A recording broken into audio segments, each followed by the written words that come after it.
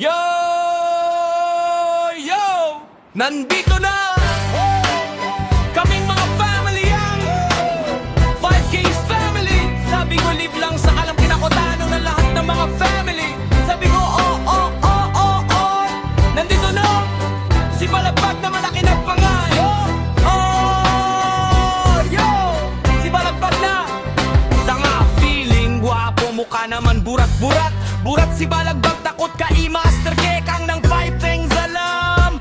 Kasi ni Balagbag siya ay isang inutil palamunin ng mga family niyang pangit at mga salot sa Pilipinas. Balagbag, Balagbag na bakla, ang babae lang ang kaya pero iwan ang juwa. Dahil isa siya inutil.